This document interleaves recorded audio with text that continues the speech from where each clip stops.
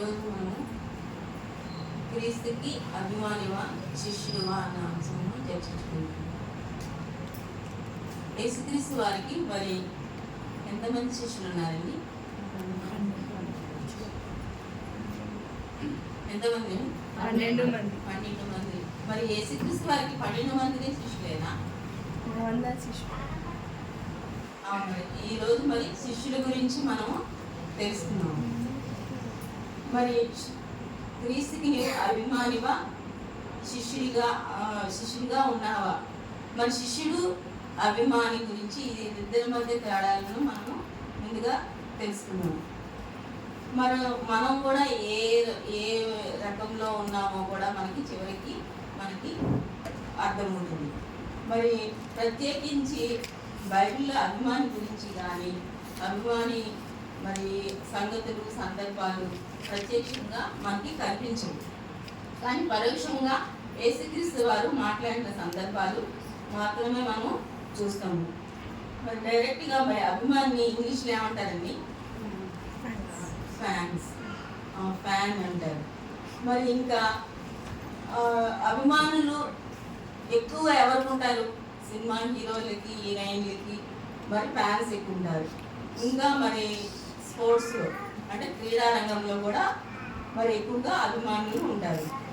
మరి ఇంతకుముందు సచిన్ టెండూల్కర్ అని ఆయనకి ఎక్కువ అభిమానులు ఉంటారు. ఇంకా కపిల్ దేవ్ అని, పాతకాలంలో చూస్తే కపిల్ దేవ్ అని, సునీల్ గవాస్కర్ అని, ఇలా క్రికెట్ ఈ తరంలో చూస్తేనేమో మరి కోహ్లీ అని, రోహిత్ శర్మ అని, ఇలా క్రికెట్ అభిమానులకి చాలా మంది ఫ్యాన్స్ ఉంటారన్నమాట. వీళ్ళని ఎక్కువగా మరి వీళ్ళు అభిమానులుగా వాళ్ళ అభిమానాన్ని ఎక్కువగా చాటుకుంటారు.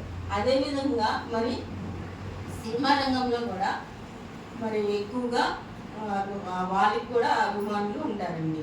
మరి వీళ్ళకి ఫ్లెక్సీలు పెడతాము. మరి ఇంకా కొన్ని సందర్భాలలో వాళ్ళ చేతులు కోసుకొని మరి తిలకం దిద్దటం, రక్త తిలకం దిద్దటం, ఇలాంటివన్నీ వారు ఫ్యాన్స్గా వాళ్ళ అభిమానాన్ని చాటుకుంటూ ఉంటారండి. మరి వాళ్ళు ఈ అభిమానంతో వాళ్ళ గురించి చనిపోవడానికి కూడా జరుగుతుంది. చావడానికైనా సిద్ధపడే అభిమానము వాళ్ళు పెంచుకుంటారు అన్నమాట ఫ్యాన్స్గా వాళ్ళు. మరి అట్లాగే ఈ సినీ రంగంలో కూడా చూసుకున్నట్లయితే ఎంతో అభిమానులు ఉంటారు. వాళ్ళకి ఫ్యాన్స్ అసోసియేషన్ అని, సినిమా సంఘాలని, వాళ్ళకి అనేక నాయకులుగా అభిమానులు ఎక్కువ మందిని కనపడుతూ ఉంటారు. ఇక రాజకీయాల్లోకి వస్తే రాజకీయ నాయకులకు కూడా ఎక్కువ మంది ఫ్యాన్స్ ఉంటారు. వారికి కూడా మరి ఫ్లెక్సీలు కట్టడం, గుడులు కట్టించుకోవడం, వారికి గుళ్ళు కూడా కట్టడం జరిగింది. మరి పుట్టినరోజులు వీళ్ళు చేసుకుంటారో లేదో కానీ వాళ్ళకైతే మాత్రం ఫ్యాన్స్గా మరి సినిమా హీరోయిన్లకి కంపల్సరీగా పుట్టినరోజు జరిపించడం జరుగుతుంది. మరి వీళ్ళకి గుడులు కట్టడం కూడా జరుగుతుంది. వాళ్ళ అమ్మానానికి మరి ఇల్లు కట్టి ఇచ్చారో లేదో తెలియదు, కానీ మరి వీళ్ళకి డబ్బులు ఖర్చు పెట్టి వాళ్ళ గుడులు కట్టించడం, అట్లా డబ్బు ఖర్చు చేయడం మాత్రం చేస్తూ వాళ్ళ అభిమానాన్ని ఈ విధంగా తెలుపుతూ ఉంటారు. అంటే వీళ్ళంతా కూడా అభిమానులు అన్నమాట. అంటే వీళ్ళ అభిమానం కాస్త కొంచెం పిచ్చితనంగా, వెరితనంగా, వింత చేష్టలతో, వింత రకరకాలుగా ప్రవర్తించడం, వాళ్ళ ఇంత అభిమానాన్ని తెలియపరచడం జరుగుతుంది. మరి ఇందుకు ఇదంతా పక్కన పెడితే మనం అంతా క్రైస్తవం. మరి మనము క్రైస్తవం కాబట్టి మనము క్రీస్తుకు అభిమానంగా ఉన్నామా, శిష్యులుగా ఉన్నామా? మరి శిష్యుల గురించి తెలుసుకున్నట్లయితే మనకి ముందుగానే అర్థమైపోతుంది క్లియర్గా, అభిమానంగా ఉన్నామా, శిష్యులుగా ఉన్నామా? మరి యేసుక్రీస్తు గారు మరి అభిమానంగా శిష్యుడు అంటే ఇంగ్లీష్లో అర్థం డిసైపుల్ అని అంటారు. అంటే శిష్యుని డిసైపుల్ అని అంటారు అన్నమాట. మరి అభిమాని ఫ్యాన్స్ అని అంటారు. ఫ్యాన్స్కి ఉండవలసిన లక్షణాలు మన గురించి మనం తెలుసుకుంటే మన శిష్యులుగా ఉంటామా, అభిమానులు ఉంటామా మనకి క్లియర్గా అర్థమవుతుంది. మరి శిష్యుల గురించి బైబిల్లో ఆ, చాలా సందర్భాల్లో రాయబడింది. అదే అభిమానం గురించి అయితే కొన్ని చోట్ల, ఒకటి రెండు చోట్ల మరి చెప్పడం జరిగింది. మరి యేసుక్రీస్తు వారు చనిపోతూ ఆయన లేచిన తర్వాత 40 దినములు మరి ఉపవాసం ఉండి తను తాను అందరికీ నిరూపించుకోవడం జరిగింది. ఆయన రుజువు చేయించుకోవడం జరిగింది. అందరూ ఆయన నమ్మిన వారే. ఆయన పునరుద్ధానం కూడా జరిగింది. చివరకు యేసుక్రీస్తు వారితో పాటు ఆయన తోడబుట్టిన తమ్ముడు కూడా మారటం జరిగింది. ఆయన ఉన్నంతకాలం మారాడో లేదో కానీ ఆయన వెళ్ళిపోయిన తర్వాత మారాడన్న సంగతి మనకి అర్థమవుతుంది. మరి వాళ్ళ అంటే అది శుభపరిమాణమే కదా. వాళ్ళే కాక వాళ్ళ ఫ్యామిలీ, యేసుక్రీస్తు వారి ఫ్యామిలీ మొత్తం కూడా మారడం జరిగింది. మరి యేసుక్రీస్తు వారు పరలోకానికి వెళుతుండగా ఆయన అందరూ చూస్తుండగానే ఒక మేఘం మీద ఆయన పరలోకానికి వెళ్ళిపోవడం, ఆ విషయం వెళ్ళిపోవడం, ఆయన పరలోకానికి వెళ్ళే సమయంలో ఒక విషయం చెప్పాడు శిష్యులకు. ఏమని చెప్పాడంటే సర్వలోకానికి వెళ్ళండి అన్నాడు. సర్వ సృష్టికి సువార్త చెప్పమన్నాడు. మరి సర్వ సృష్టికి సువార్త చెప్పమని, ఇంకా సమస్త జనులను శిష్యులుగా అభిమానులుగా మారమన్నారా, శిష్యులుగా మార్చమన్నారా? శిష్యులుగా. మత్తయి సువార్త 28వ అధ్యాయం 19వ వచనం. అంటే అభిమానులుగా కాదు కానీ శిష్యులుగా మారమన్నాడు. మత్తయి సువార్త 28వ అధ్యాయం 19వ వచనం. కాబట్టి మీరు వెళ్ళి సమస్త జనులను శిష్యులుగా చేయుడి, తండ్రి యొక్క కుమారుని యొక్క పరిశుద్ధాత్మ యొక్క నామంలోనికి వారికి బాప్తిజం ఇచ్చుచు నేను ఏ సంగతులను ఆజ్ఞాపించుతున్నో వాటన్నిటిని గైకొనవలెనని వారికి బోధించుడు. ఎవరికి? ఆయన సమస్త జనులను ఆయన శిష్యులుగా చేయమన్నాడు. ముందు ఏమన్నారు? సర్వ సృష్టికి వెళ్ళమన్నాడు, సువార్త ప్రకటించమన్నాడు, తర్వాత సమస్త జనులను చేయమన్నాడు, ఆ తర్వాత బాప్తిసం తీసుకున్నాడు. మనం ఏం చేస్తున్నాం? మన బాప్తిసం తీసుకున్న తర్వాతే మనము సువార్త ప్రకటించడానికి వెళ్తున్నాం. కానీ అక్కడ ఏంటంటే యేసుక్రీస్తు వారు ఏమన్నారు? సర్వ సృష్టికి వెళ్ళి సర్వజనులను శిష్యులుగా చేయమన్నాడు, తర్వాతనే బాప్తిసం తీసుకున్నాడు. మరి ప్రతి మనిషి శిష్యుడిగా మారాలి అనే కదా మనకి ఇక్కడ మరి పాయింట్. శిష్యుడిగా ఎలా మనం మారాలనేది మనకి బాప్తిసం ద్వారా శిష్యుడిగా ఎలా మారుతాడో మనం తెలుసుకున్నాం. మరి నమ్మి బాప్తిసం తీసుకున్నవారు రక్షింపబడతారు, నమ్మిన వాడు శిక్షించబడతాడని మనకి తర్వాత నెమ్మదిగా మనకి అర్థమవుతుంది. మరి మనం మరి శిష్యుడిగా మనం నమ్మితేనేమో శిష్యుడిగా ఉంటాము. నమ్మకపోతే అంటే అభిమానంగా ఉన్నామంటే కొన్ని విషయాల్లో మనము శిష్యుడిగా ఉండట్లేదని మనకు ప్రత్యేకంగా అర్థమవుతుంది. యేసుక్రీస్తు వారు మరి ఒకవేళ శిష్యుడిగా మనం మారాలని ఉండవలసి వచ్చినప్పుడు మనకు ఎటువంటి లక్షణాలతో ఉంటే శిష్యుడిగా మారగలుగుతాము మనకి అర్థమవుతుంది. అప్పుడే మనం శిష్యుడిగా మారగలుగుతాము. ఒకవేళ మరి అభిమానంగా మిగిలిపోతామా, మరి శిష్యుడిగా ఉంటామా? మరి శిష్యుడిగా అభిమానంగా ఉంటే శిష్యుడిగా ఉన్న అప్పుడు ఆయనకుండే బెనిఫిట్స్ ఏమి ఉండవు అన్నమాట. అభిమానంగా ఉంటే, శిష్యుడిగా ఉంటే అన్ని బెనిఫిట్స్ ఉంటాయి. ఎందుకు? పరలోకం వెళ్తాము. శిష్యుడిగా ఉంటే పరలోకం వెళ్తాము. మరి మనం పరలోకం వెళ్ళాలి, ఆయన శిష్యుడిగా మారాలంటే సమస్త జనులను సర్వ సృష్టికి సువార్త ప్రకటించాలి.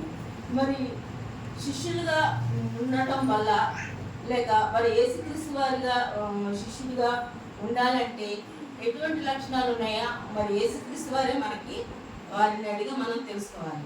మరి అదేవిధంగా మరి ఆయన శిష్యుడిగా మారాలని లూకా గారు మరి రాసిన సందర్భం మనం తెలుసుకున్నాము. లూకా సువార్త 14వ అధ్యాయం 25-26 వచనాన్ని చదువుతున్నాము.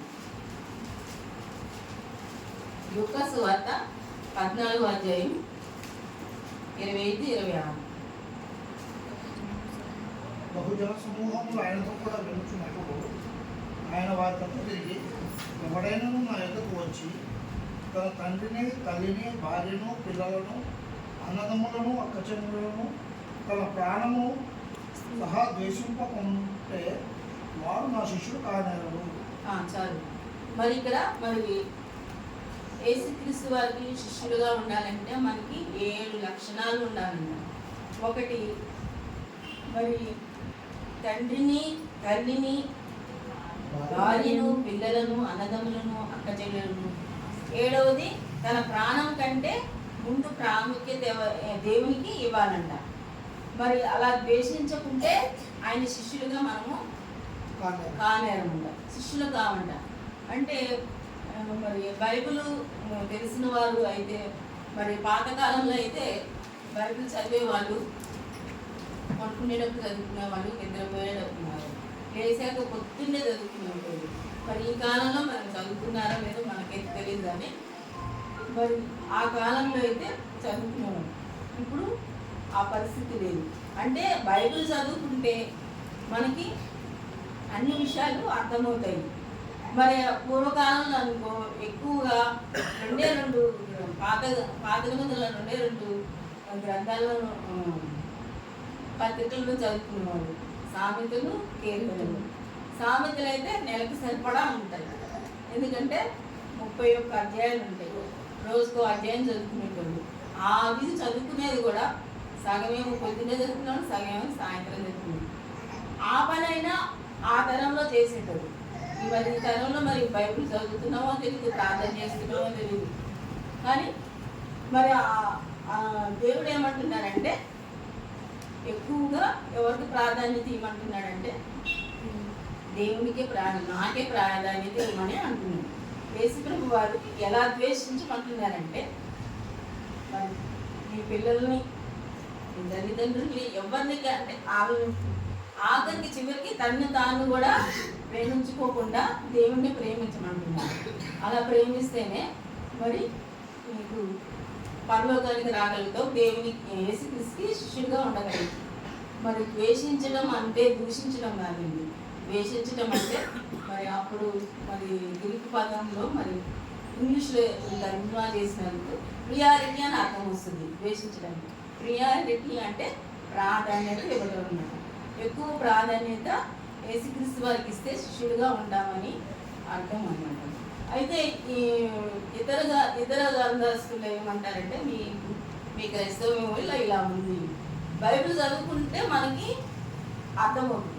బైబిల్ చదవం కాబట్టి అవునా మన బైబిల్లో కూడా ఇలా ఉందా అని అనుకుంటారు. అంటే మన బైబిల్లో పిల్లల్లో లేమంటుందా, తల్లిదండ్రులు లేమంటుందా అని వాళ్ళకు కూడా ఒక క్వశ్చన్ వస్తుంది. మరి మనం చదువుకున్నట్లయితే దాన్ని అర్థం చేసుకొని మనం తిరిగి సమాధానం చెప్పగలుగుతాం. కానీ అన్యజనులకి ఏమర్థమైందంటే బైబిల్లో అట్లా ఉంది, భార్య భర్తలు ప్రేమించకూడదంట, పిల్లల్ని ప్రేమించకూడదంట, ఆయన్ని కూడా ప్రేమించుకోవద్దంట, యేసుక్రీస్తు వారిని ఒక్కళ్ళనే ప్రేమించాలని అర్థం, నెగిటివ్ అర్థం తీసి మరి క్రైస్తవ్యాన్ని తప్పుపడటం జరుగుతుందన్నమాట. మరి పాతకాలంలో మరి యేసుక్రీస్తు వారు పాత నిబంధనల మరి తల్లిదండ్రుల్ని మరి ఏ విధంగా వారిని సన్మానించారో, ఏ విధంగా ప్రేమించారో మనకి అర్థమవుతుంది. ఎందుకంటే పాత నిబంధన కాలంలో 10 ఆజ్ఞలలో 5వ ఆజ్ఞనే ఉంటుంది, తల్లిదండ్రుల్ని సన్మానించాలని. తల్లిదండ్రుల్ని మరి సన్మానించమని, ద్వేషించకూడదని అని ఉంటుంది. మరి తల్లిదండ్రుల్ని క్షమించేవారు, కొట్టేవారు వీరందరూ మరణశిక్షకు పాత్రులని మరి బైబిల్లో పాత నిబంధన చట్టంలో ఉంది. మరి అదే సామెత గ్రంథంలో మరి తల్లిదండ్రులు వృద్ధాప్యంలో నిర్లక్ష్యం చేయకు ముది వచ్చే వరకు అంటే మరి తల్లిదండ్రులు క్షమించేవాడు వాని కన్నులు లోయకాకులు పీకేస్తాయంట. మరి అదేవిధంగా మరి తల్లిదండ్రులను విడిచి వెళ్ళేవాడు కూడా మరి కారు చీకట్లో వారి దీపము ఆరిపోవునంట అని మాట్లాడుతున్నారు. యేసుక్రీస్తు వారు అంటే వారే మరి సిలువలో చనిపోతూ తన తండ్రిని జ్ఞాపకం చేసుకున్నారు. మరి తల్లిదండ్రులు విడిచిపెట్టేవారైతే యేసుక్రీస్తు వారు ఎందుకు చెప్తారు అట్లా? ద్వేషించమని ఎందుకు చెప్తారు? మరి యేసుక్రీస్తు వారు సిలువేసేటప్పుడు 7 మాటల్లో 3వ మాట కూడా మరి ఆ తల్లిని జ్ఞాపకం చేసుకున్నాడు. ఏంటంటే అమ్మ ఇదిగో మీ కుమారుడు అని యోహాను గారికి అప్పగించడం మరి జరిగింది. అలాంటప్పుడు తల్లి ద్వేషించాడంటే మరి మరి మనం ఆయన ఎక్కువగా ప్రేమించాడు కాబట్టి మరి మత్తయి ప్రేమించాడు కాబట్టి మరి మత్తయి పత్రికలో రాయడం జరిగింది. మత్తయి 10వ అధ్యాయము 37వ వచనం చూస్తుంది. ఇదే వచనము ఉంటుంది. తండ్రినైనను నాకంటే ఎక్కువగా ప్రేమించేవాడు నాకు పాత్రుడు కాడు. కుమారుడినైనా కుమార్తెనైనా నాకంటే ఎక్కువగా ప్రేమించేవాడు నాకు పాత్రుడు కాడు. ఈ మత్తయి సువార్తలో కూడా సేమ్ అలానే ఉంటుంది. నా శిష్యుడు కావాలి అంటే యేసుక్రీస్తు వారికి శిష్యుడు కావాలంటే ఎక్కువగా ఎవరిని ప్రేమించమన్నాడు? తను తాను ప్రేమించుకోవద్దు, యేసుక్రీస్తు వారిని ప్రేమించమన్నాడు. అంటే యేసుక్రీస్తు వారిని ఎందుకు ప్రేమించాలి? ఆయన్నే ఎందుకు మనం ఎక్కువగా గౌరవించాలి, ప్రేమించాలంటే నువ్వు పిలుస్తున్నావు కదా అమ్మ అని, ఆ అమ్మను సృష్టించినది యేసుక్రీస్తు వారు. మరి ఆమె కడుపులో పుట్టించిన నిన్ను కూడా సృష్టించింది కూడా యేసుక్రీస్తు వారు. మరి ఆ విధంగా మరి ఆయనకే అంత అధికారం ఉంటుంది మన మీద. యేసుక్రీస్తు వారు అంతటి వారి పరలోకం నుంచి మన గురించి మన పాపాల నిమిత్తము ఈ భూలోకానికి వచ్చి మరి తనని తాను ఏది కలంకం అంటించుకోకుండా మరి మన కొరకు శిలవయాగంలో మరణించి చనిపోయి తిరిగి లేవడం జరిగింది. అంతటి మహాత్ముడే మరి మన గురించి రావడం జరిగింది. మరి ఆయన శిష్యులుగా ఉండాలంటే యేసుని గురించి మనం నిజంగా ప్రేమిస్తే మన క్రియలు ఆయనకి ఎలా చూపిస్తున్నామో మనమే ప్రశ్నించుకోవాలి. మరి దేవుడు మనకి ఇచ్చిన అవకాశం ఏంటంటే పాటలు పాడటం, ప్రార్థన చేయటం, బైబిల్ చదవడం, ఇలా సద్వినియోగం చేసుకోకపోతే మనం దేవుణ్ణి ఎలా ప్రేమించగలిగే వాళ్ళం అవుతామండి. మరి యేసుక్రీస్తు వారి శిష్యులుగా మనం కాకపోతే మిగిలింది అభిమాని కదండి. మరి క్రీస్తు అభిమానిగా ఎలా ఉంటాడో చూడగలిగింది. ఉదాహరణకి మరి యేసుక్రీస్తుకి అభిమానులుగా ఉన్నారంటే మొట్టమొదటిగా మనం పొలిటికల్ లీడర్స్లో చూసుకోవాలి. ఎందుకంటే వాళ్ళు క్రిస్మస్ వస్తుంది అన్న పండుగ వాతావరణం వచ్చిందంటే పొలిటికల్ లీడర్స్ అందరూ వస్తారు. ముఖ్యంగా ఆంధ్రప్రదేశ్లో ఉన్న సీఎం గారు ఉన్నారు, చంద్రబాబు నాయుడు గారు.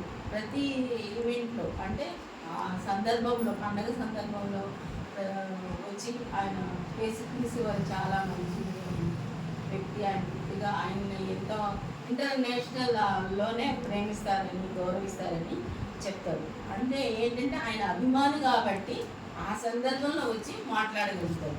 అదే నెక్స్ట్ వీక్ వచ్చి రమ్మంటే ఇప్పుడు చర్చికి వచ్చి ఆయన కూర్చోగలుగుతాడా? కూర్చోలేదు. అంటే టైం మిగిలితే వస్తే అభిమానండి, వీలు చేసుకొని వస్తే శిష్యత్వం. వీలు అంటే ఆయన వీలు పడదు, అయినా వీలు చేసుకొని వచ్చాడు అనుకోండి, అతను శిష్యుడు. మరి ఆ విధంగా శిష్యుడిగా అసలు శిష్యుడు ఎలా ఉంటాడో మరి కొన్ని సందర్భాల్లో మనం పాతకాలంలో అంటే అపోస్తులు ఉన్న అప్పుడు పేతురు గారే కానీ, యాకోబు గారు కానీ, యోహాన్ గారు కానీ వీళ్ళందరూ ఉన్నారు. వారైతే ఎలా ఉండేవాళ్ళంటే యేసుక్రీస్తు వారు వాళ్ళు పేతురు గారు వలేసి చేపలు పట్టేటప్పుడు వలేసారు. యేసుక్రీస్తు వారు పిలవంగానే ఆ వలని అక్కడ వదిలేసేసి అతను వచ్చేసాడు. అట్లాగే యాకోబు, అంద్రేయ వీళ్ళందరూ కూడా దేవుని పని కోసం వాళ్ళు చేసే వృత్తిని వదిలేసుకొని వచ్చారు. అదే మత్తయి గారు కూడా సుంకపు పని చేసేవారు. అతను కూడా యేసుక్రీస్తు వారు పిలిచినప్పుడు ఆ సుంకపు పని వదిలిపెట్టి ఆయన వెంబడించారు. వారు అసలైన శిష్యులండి. ఆ విధంగా మనకున్న పనులను వదిలిపెట్టుకొని యేసుక్రీస్తు వారి కోసం వస్తే శిష్యులుగా మనము మారగలుగుతాం. లూకా సువార్త 14:27 వచనం చూస్తున్నాం.